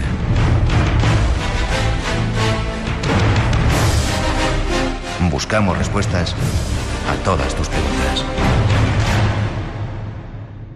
Y seguimos en esta noche mágica en plena Navidad. Nos vamos hasta Canarias. Nuestro siguiente invitado, Luis Javier Velasco, nos cuenta algunos de esos misterios increíbles que hay allí. No cabe duda que las Islas Canarias son lugares especiales donde ocurren un montón de fenómenos extraños. Hasta allí nos vamos de nuevo para hablar con nuestro siguiente invitado, Luis Javier Velasco. Buenas noches, Luis. Buenas noches, Miguel. ¿Cómo estás? ¿No tienes flan esta noche para que te pille un poco, como me decías que te lo había robado? Bueno, ¿Te acuerdas todavía de eso, que te cogí un pedazo de flan? Sí, me acuerdo, sí. Bueno, te pido perdón, ya te invitaré yo a alguno, ¿vale? ¿Qué dices, muchachos? Un placer, ¿sabes? Fue una noche, la verdad, encantadora, sí. Sin duda. Hemos estado juntos. Luis Javier es investigador y bueno, se dedica de vez en cuando a estar en estos asuntos. Y es curioso porque recientemente han publicado algunas cosas de las cuales tú habías sido testigo, ¿no? En Las Palmas, que es donde estás. Sí, en Las Palmas de Gran Canaria, bueno, en la isla de Gran Canaria. Sí. ¿Qué pasó? Cuéntanos. Bueno, estamos hablando de dos casos, ¿no? Lo simpático ha sido la coincidencia en estos temas. Ambos son temas ufológicos o supuestamente ufológicos, ¿no? El primero de ellos hace ya más tiempo. Estamos hablando del día 21 de abril de este mismo año, ¿no? En el suroeste de Gran Canaria. La isla de Gran Canaria es más o menos redonda para los oyentes que pues no están muy familiarizados, pues estaría como al suroeste de la isla. ¿Hacia la zona de las playas? ¿Playa del Inglés y toda esa zona? Sí, un poquito más hacia el oeste, sí, en Puerto Rico veo que conoce muy bien. Puerto Rico, vale. Sí, señor. Pues mira, pues frente, tú sabes que esto es una zona de mucho tráfico marítimo, recreativo y turístico. Entonces, pues en esta ocasión, si quieres que te comente, el 21 de abril, pues fue una cosa que rompió la rutina, ¿no? Hay un barco, hay una línea de barcos pequeños que pasean a los turistas por la costa. Es un paseo bastante interesante y uno de ellos, pues fíjate tú, a las 4 y 5 de la tarde, pues estaban ellos a lo suyo, llevando unos marineros, y hacia el suroeste de Mogán vieron caer como una estela de humo que iba cayendo. Claro, primero lo descubre el marinero Lionel, que se queda el hombre sorprendido, ¿no? Avisa al patrón, que es el responsable de la embarcación, y bueno, lo miran y los tres marineros lo ven y supongo que parte del pasaje que eran extranjeros, ¿no? Lo único que ¿Era un barco grande el que llevaban, no era un barco chiquitito? No, tendrá más de 12 metros, no creo que tenga. Ya. ¿Sabes? Es de la línea Salmón. Ajá. O sea, puede llevar a lo mejor 40 pasajeros, a veces va con 3 o 4 y a veces va lleno, según se dé, ¿no? Ellos están continuamente haciendo esa trayectoria, ¿no? Claro, tú imagínate la escena, yo lo recreo un poquito como esas películas que hemos visto de la aviación de la Segunda Guerra Mundial, cuando derriban un avión, que el avión se ve en lo lejos, que cae como un puntito y deja una estela. Pues una cosa parecida, no demasiado grande, pero lo vieron, o sea, fue una trazada limpia, o sea, lo que a veces he definido como MRU, Movimiento Rectilíneo Uniforme. Entonces eso se fue acercando al horizonte como si fuera un avión en pérdida, limpio, y luego cuando casi o se iba a poner en contacto con el horizonte o quizás se iba a ocultar detrás, dada la esfericidad de la Tierra, ven como que gira hacia la isla de Gran Canaria y se pierde. O sea, ellos no ven un penacho de agua que levante, ni ven una fumarola, no. O sea, a día de hoy los propios testigos no te pueden decir si realmente se precipitó en el océano y se hundiría, o si continuó volando a vuelo muy raso, perdiéndose en el océano, no lo saben. Lo cierto es que obraron muy bien, ¿no, Miguel? Porque avisaron a las autoridades a través de la onda VHS, en el canal 16, lo avisaron como es el procedimiento habitual de los navegantes, ¿no? Sí. Y claro, miren, un supuesto caída de una aeronave. Ellos todavía hoy siguen pensando que es una especie de avioneta o de ultraligero. Todavía hoy. Bueno, es lo que en realidad aquí nos sentamos cátedra, ¿no? Eso se analiza, se pormenoriza y a cada cual le satisfacerá pues una u otra respuesta, pero el caso es que ellos vieron eso y ante la gravedad de lo lejos que estaba, porque es que estaba lejos, ellos no les cabe duda que había un artefacto metálico O sea, algo metálico, pero no pudieron definir ni alas, ni rotores. Quizás, no sé, algo metálico. Ellos vieron algo metálico no definido, quizás parecido a un balín, no sé, algo lejano. Lo dieron por una aeronave y llamaron a las autoridades sobre marcha. ¿Se hicieron investigaciones? Sí, por supuesto, las autoridades lo primero que hacen es mandar un helicóptero del GIE, que todo hay que decirlo, ahora en tiempo de crisis cuesta dinero. El helicóptero sobrevuela la zona la estimaron unas 6 millas náuticas al suroeste de Puerto Rico. O sea, una zona harto curiosa, Miguel, harto curiosa, me llamó la atención en el primer momento, porque es justo la zona en la que la plataforma insular, es decir, la parte de isla sumergida, pega un bajón, desde los 200 hasta casi los 1000 metros. Es como si fuera una caída, justo. O sea, el artefacto, si tú lo estimas, son medidas estimadas, que tuvieron tiempo de coger rumbo, ¿no? Pero describe un arco respecto al barco y ese arco en ningún momento está por debajo de los 200 metros. Parece como que aquello que se precipitó tuviera cierto interés en ir a una zona profunda. ¿Vale? Eso es una cosa que llama la atención. Bueno, va el helicóptero, escudriña la zona, cualquier resto que caiga al mar siempre, bueno, los aviones a veces tienen balizas que en el momento que se hunden flotan por sí solas y empiezan a emitir, siempre se quedan restos de hidrocarburos en el mar. Claro, todo eso lo manda el GIE y se da conocimiento a la Guardia Civil del puesto de Arguineguín, que tienen varias embarcaciones, tienen 2 concretamente, una, la Alcázar, no estaba operativa y la otra había salido, y mandaron una Sodia semirrígida. Había un barco con base en Arguineguín, que es la Mencalinán, una embarcación rápida y bastante eficaz del servicio de salvamento marítimo, que digamos fue a completar el trabajo del helicóptero, pero no dañaron nada absolutamente. O sea, nada. Y mientras la Guardia Civil cogía y se ponía en contacto con el puerto de Gran Canaria, está la autoridad militar y está también el Aeroclub del Berriel. Bueno, nadie reportó ninguna falta ni eco, o sea, como he comentado a veces con mis amistades, he dicho, es algo que no se precipitó, algo que no existió. O sea, porque nadie reclamó nunca nada. Si eso iba tripulado por alguien, habrá algún familiar que reclame. Curiosa historia, nos recuerda también a otra experiencia similar ocurrida en Tenerife, aparentemente de un avión también que se precipita al mar y que nadie encuentra ningún resto, ¿verdad? Qué extraño estos nuevos casos en las Islas Canarias. Claro, el suceso de los Abades, si cabe, es un poquito más terrible, ¿no? Por la sencilla razón de que se vio algo flotando. O sea, los testigos vieron algo flotando en el mar, algo se parecido un poco de manera muy tosca a una especie de lanzadera sin ventanas, todo blanco, eso es lo que dicen, y algunos percibieron cómo cayó al mar. Claro, también se movilizó, lo que pasa es que en este caso fue bastante eficaz la movilización sobre la Mencalinán, la Guardia Civil, el helicóptero, nadie daba por perdido esa aeronave y entonces no se vio ningún tipo de resto, nada, ningún tipo de señal, ni restos plásticos, nada, entonces pues ahí quedó. El de Tenerife fue otro caso parecido. De hecho, nada más me enteré yo de esta noticia y empecé a investigarla, no se me quitaba de la cabeza el suceso de los Abades. Muy interesante, sí. Curioso. Algunos piensan que sigue siendo una base de gente de otros sitios, esas aguas profundas de las Islas Canarias. No queremos perder la pista. Hay otro caso que tú viviste también de esto. Creo que tienes hasta fotos de un objeto volante no identificado recientemente. Sí, mira, Miguel, es que es muy simpático, porque yo a mi pareja les había dicho que ya los olis no respetan nada, ¿sabes?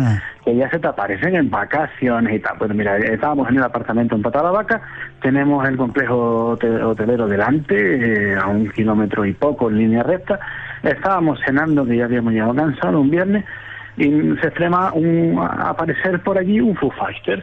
Pues te podrás imaginar que nos fastidió la cena, ¿no? Y justo se cumplió lo que había dicho, ya no respetan nada, ni cenas ni vacaciones, ¿no? Bueno, pues aparece una luz que parece provenir del mar. En un primer momento yo lo tomo por una bengala roja, ¿sabes? ¿De qué estamos hablando? Estamos hablando de una esfera. Yo la calculo quizá en torno a lo mejor el metro de diámetro. Quizá un poco más, pero claro, yo estaba a 1 kilómetro, 200 metros del artefacto, ¿no? Era una luz. Qué duda cabe que me resultó muy grata la visión, al igual que inesperada, porque en el momento pudimos observar, tanto mi pareja Rosa y yo, que fuimos testigos directos, pudimos observar que en el momento en que subía, emitía una luz más brillante y más intensa. Por eso no me extrañó que hubiera sido una bengala roja. Es un centro turístico, hay unos shows y bueno, hay muchísimas luces, es una vista preciosa, ¿no? Sí. Pero claro, lo que ya me dejó descuadrado es que se quedó flotando, justo sobre el hotel hay una urbanización que se llama Los Caideros, y se quedó flotando plácidamente, como si fuera un globo aerostático, con una solemnidad elegante. Fue digno de ver cómo flotaba tranquilamente, dirigiéndose como hacia el interior de la isla, pero sin prisa ninguna. Pero quizás si hubiera habido un vecino allí, hasta con el palo de la escoba le da a la panza de lo que quiera que sea. Y también me llamó la atención que había bastantes antenas de telefonía móvil, ¿no? O sea, es curioso, es un dato curioso a tener en cuenta. Bueno, le dije a Rosa que por favor no le perdiera de vista al artefacto y fui a por mi cámara. Bueno, rápidamente me pongo a intentar sacar el objeto y pasa lo de las películas. Sí. La cámara no te funciona. Bueno, no hay nada que 4 o 5 veces encendido apagado no arregle. Cuando por fin no pude, se fue la luz por detrás de las casas. Y así nos quedamos. Y dije, bueno, mira, tengo la sospecha que esta aparece. Mira, seguimos cenando. Pero claro, podrás entender, Miguel, que yo, más que en la cena, tenía los opuestos allí. Efectivamente, al rato vuelve a aparecer delante del mismísimo hotel. ¿Otra vez? Delante, pero del mismísimo hotel. Tuvo que pasar por toda la fachada de balconada. Pero mira, creo que ahí hay una intención inteligente. Porque no percibí que pasara delante del hotel. Quiere decir que iba muy atenuado de luz. Bueno, y al subir pegó a brillar y fue cuando lo descubrí rápidamente. Ya ahí yo tenía la cámara preparada de aquella manera, ¿no? Sobre una pared, y empecé a sacar fotografías de exposición prolongada, porque estamos hablando que la primera aparición fue a las 22:42 horas y así estuvo hasta casi las 11, ¿no? Y entonces este ovni se quedó nuevamente sobre las azoteas. Y entonces en esta ocasión ya empecé a sacarle fotos, pero a diferencia de la vez anterior, comenzó a ascender poco a poco, se paraba, hacía estacionaria, ojo al dato, hacía estacionaria, se paraba, subió una cota que estimo en torno a los 230 metros de altura, porque tengo el pico de la Cueva del Canario y es una referencia que me vale para calcularlo, y acto seguido hizo un picado, Miguel hizo un picado y se metió por el barranco de Balito. O sea, muy curioso. Pero claro, aquí ya había una cosa, en ese momento ya le había sacado 7 fotos. Claro, son cámara digital y tenía la hora. O sea, se le puede seguir, ¿no?, la evolución. Bueno, ya era la segunda vez que desaparecía, no era normal. Miguel, primero que vea uno ni una vez, pero 2 ya te quedabas así. Pero bueno, teníamos me quedé satisfecho cuando vi que lo habíamos capturado en fotografía. O sea, no estábamos imaginando nada. Bueno, mira, seguimos cenando porque no aparecía.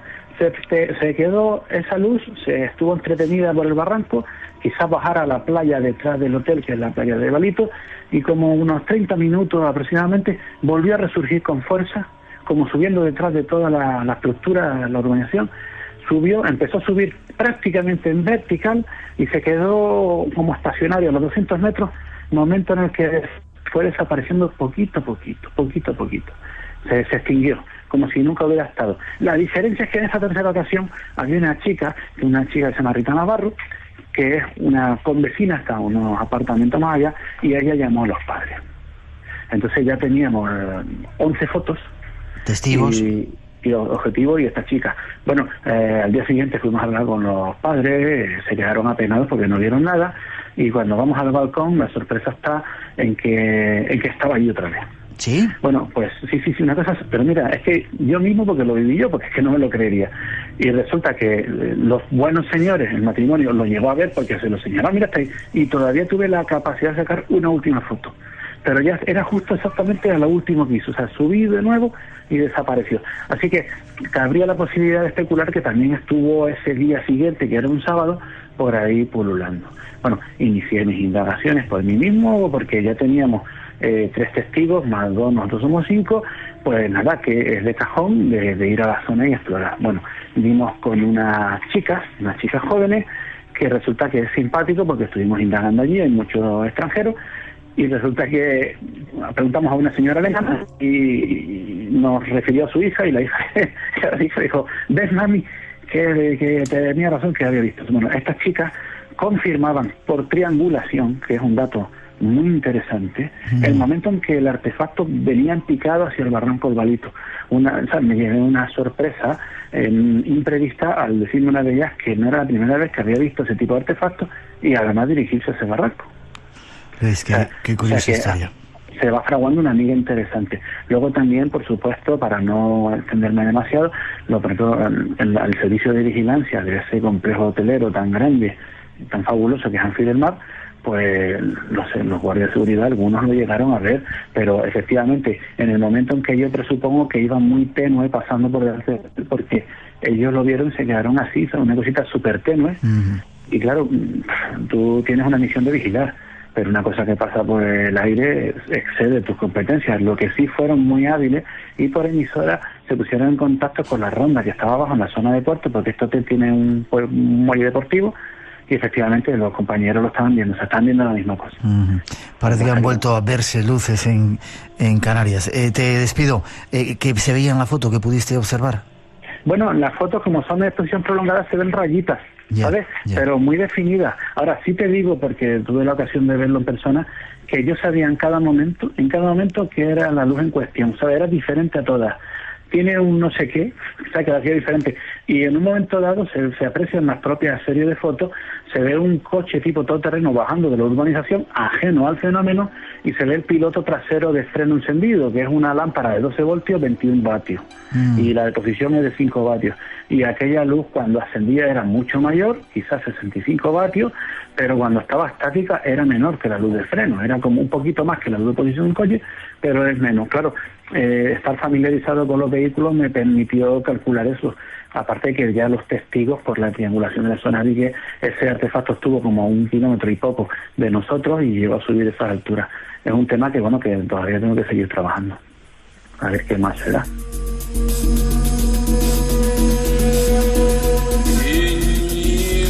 Y nosotros vamos a estar detrás del fenómeno. Dentro de poco vamos a ir a las Islas Canarias. Luis Javier, parece que se está de nuevo moviendo el fenómeno de esas extrañas luces, de esos ovnis, por los cuales se dio a conocer en muchos sectores esas islas. Estaremos atentos y queremos que nos lo sigas contando, ¿vale?